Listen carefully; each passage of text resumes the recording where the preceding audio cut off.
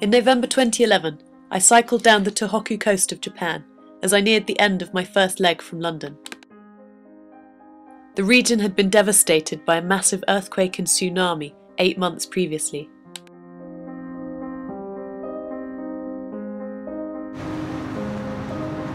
It's particularly poignant seeing some of the stuff that's been washed up. Children's toys, shoes, clothes.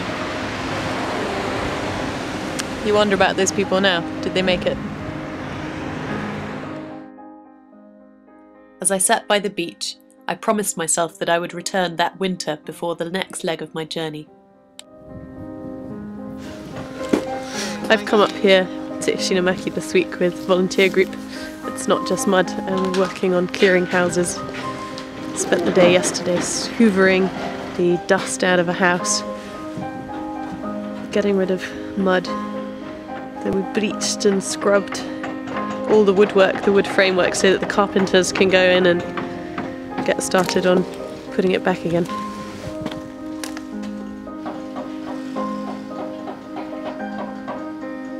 Here in what I imagine is the living room,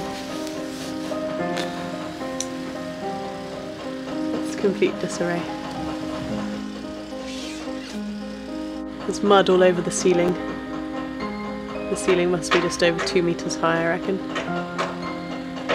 Mould growing everywhere. It's always sad seeing books that are ruined.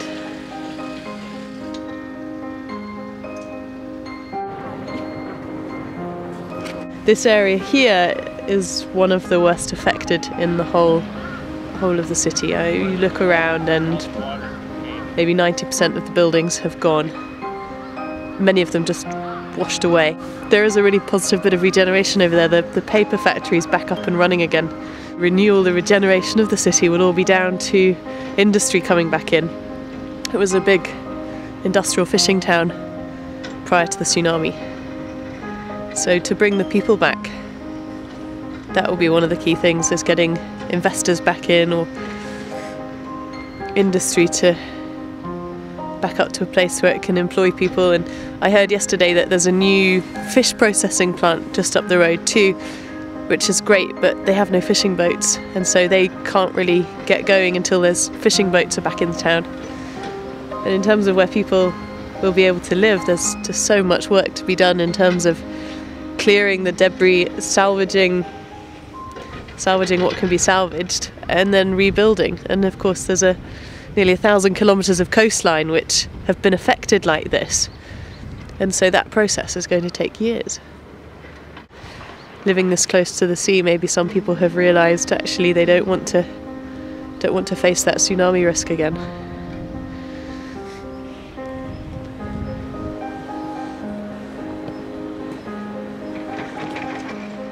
We've got a nice little project today, planting bulbs and flowers for this lady's memorial garden. Her shop was here. There's been a rule that no houses, no buildings can be put back here. So she's making a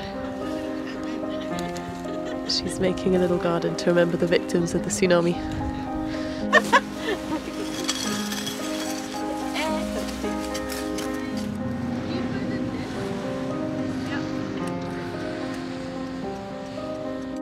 It was really poignant watching her planting a little pansy, I think. Planting this flower at the doorstep of one of her neighbours who died, an old woman. I think there's sort of a few different feelings really, seeing what's happened here. There's sadness for what's happened and the lives that have been lost. There's hope. There's been some great bits of hope as well.